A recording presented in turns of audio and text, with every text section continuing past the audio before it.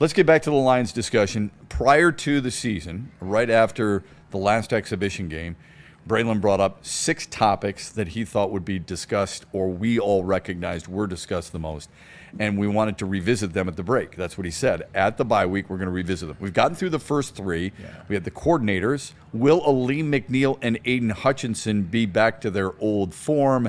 And the we Lions had faring through 6. The Lions faring through 6. Let's get to the other 3.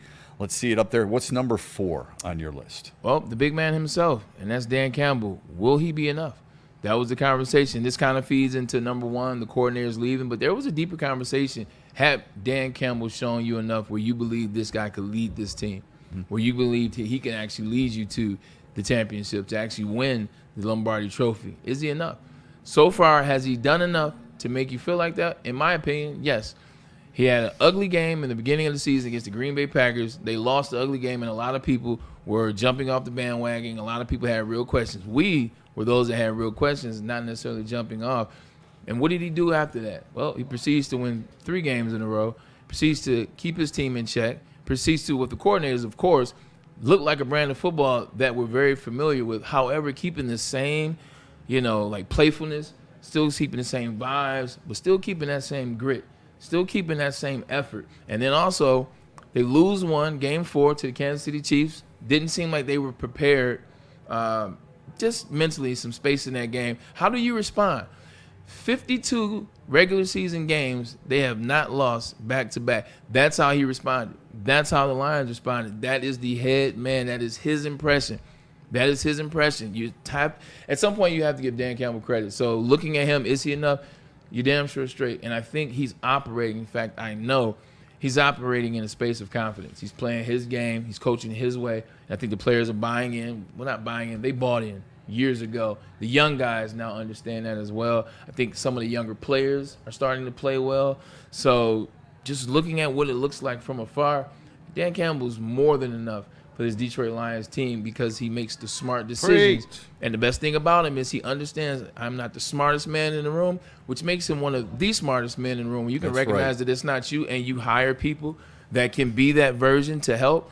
That's brilliant. So right now he's on pace for NFL Coach of the Year, in my opinion. I agree. He's one of my favorite quotes from Dan Campbell came at the podium Monday night. And when people were wondering about how is your team able to respond in adversity, and his quote was, "This is what's expected here.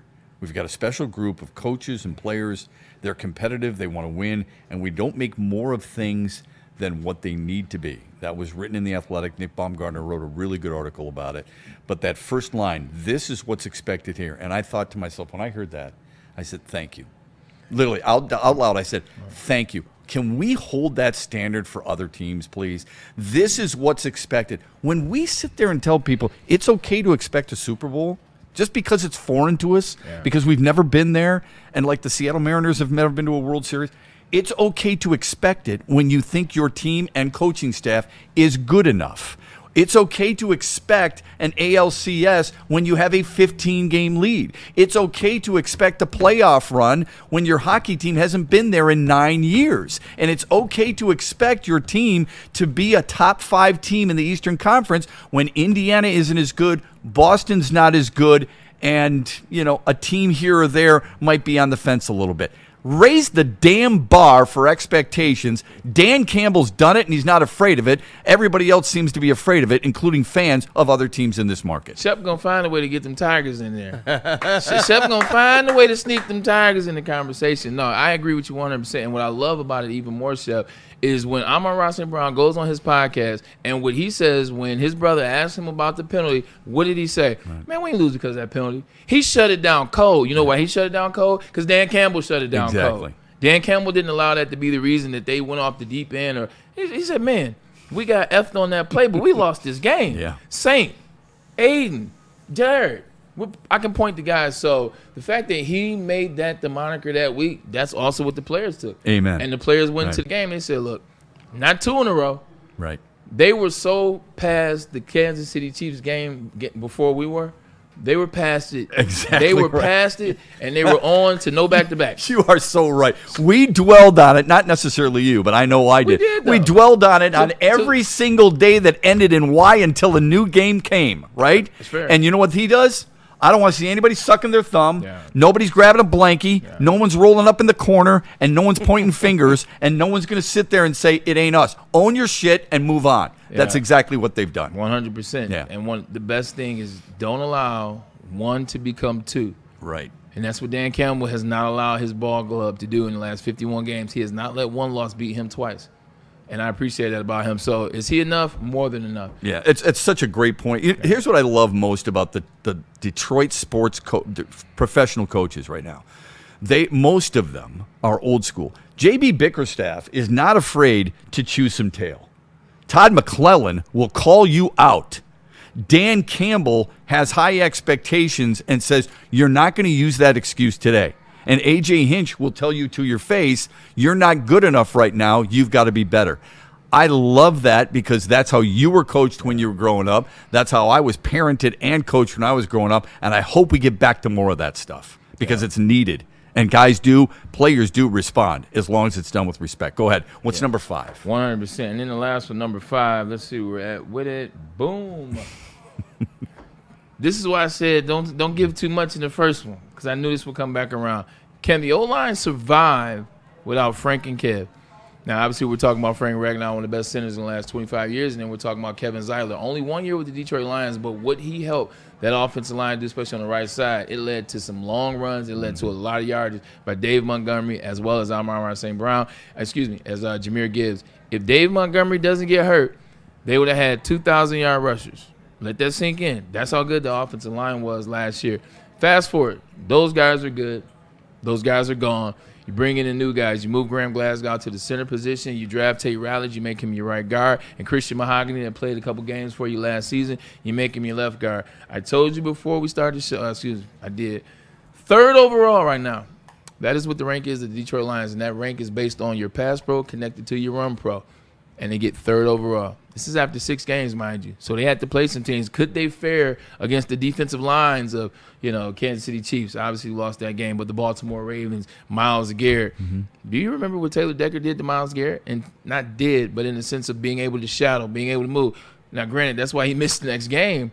But that's the type of work, that's the type of play that we're getting out of this offensive line. And who I should have put on this graphic, and is disrespectful, is Hank Fraley. Mm-hmm. Because Hank Fraley he's the piece that has been here through it all. He's been rotating these offensive lines. Remember, this offensive line has been a constant door of who's playing left, who's playing right. Who's left, who's right in terms of guard. Who's playing left guard, who's playing right guard. Yeah, the tackles have been stabilized. Yeah, they've been stable guards, as well as the center, with the exception of this year. So, yeah. Hank Fraley, kudos to you because these guys are getting better and better and better. You're starting to see the communication. You're starting to see Tate Ratledge communicate on his own. Mm-hmm. You're starting to see him tap Graham Glasgow before play goes. So I think Panay is the best offensive lineman in football right now, and he's got a guy next to him that is on his way up the ladder. And Christian Mahogany is also figuring it out on the left side. So that offensive line is giving you everything you want. Also, look at what Jahmyr Gibbs' stats are. Look at what his numbers are. Look at Jared Goff. Because for him to have a pocket that clean, for him to be able to have the yards and the time, somebody's got to be blocking for him, and that's what the offensive line is doing. So all 5 questions coming into this season, I think we all had them. Whether you were more on one or more on another, we all had that as a question, and if you didn't, then you don't know the game. They've checked off all those boxes. They've checked them off, and at the bye, they're a better version of themselves, and they're 4-2. So I think the Lions are doing exactly what they need to do to be on the trajectory to be one of those teams or be the team. I think right now they're the best team in the NFC, and I got the Rams second. In fairness to you, you have given Hank Fraley a ton of love all season long, and for good reason. I would argue Detroit's the best team in the National Football League right now. But those are good debates, right? I love agree, it. Do you think Kevin Zeitler wishes he was back in Detroit rather than Tennessee? What money-wise did he get? Because I want to say family did matter, I think, in his case. Yeah, I wanted to say $9 million. I could be wrong there. So when you get to the end of your career, which he clearly is, like Kevin Zeiler, maybe will have a year after this. He's 35 years old now. Yeah. But Shep is on the money. There you go. 9 million. Yeah. You start counting that cheese. Yeah, that you matters start a looking lot. at it a little different. Like, A what were the local Lions family, willing to 9 give? mil. Like, that money goes a long way. One thing my dad told me when I was about to get ready to retire, when I was done, like I said, yo, Dad, I think I'm gonna hang him up. I ain't number one. He always calls me number one. And then when I was league, he called me 17. He said, 17, but you know, it's not a lot of jobs that pay $5 million a year. Right. It's not a lot of jobs you can walk into that pay, because at that time I was making 1.2 or 3 or 4, whatever it was. He says, not jobs is just you can walk into making $1.4 million. So if you're ready, Just make sure you're ready is what he's telling so me. Yeah. that's more so what I'm saying. Like, it's not a lot of jobs that's paying $9 million at 36 that you can just walk into. So if you got an opportunity, I get it. Yeah. Some fans would quickly argue, do you need to when you're making that much money? Yes, because lifestyle. first of all, because when you don't have $1 million, like you think $1 million will last you the rest of your lifetime. Ladies and gentlemen, when you have kids, 4 kids, when you have a wife, when you have a life, when you're trying to prepare for decades later, you need all the chips that you can. And he's a right guard that hasn't made a ton of cash in the scope of what you think. You think big money, you think, you know, what Jared Goff's making. That ain't what he's made over his career. In fact, Jared Goff this year has made probably more than he's made in the entirety of his career.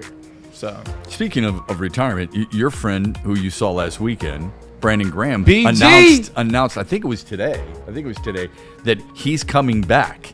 BG! In Philadelphia, he signed a 1-year contract. so Why do you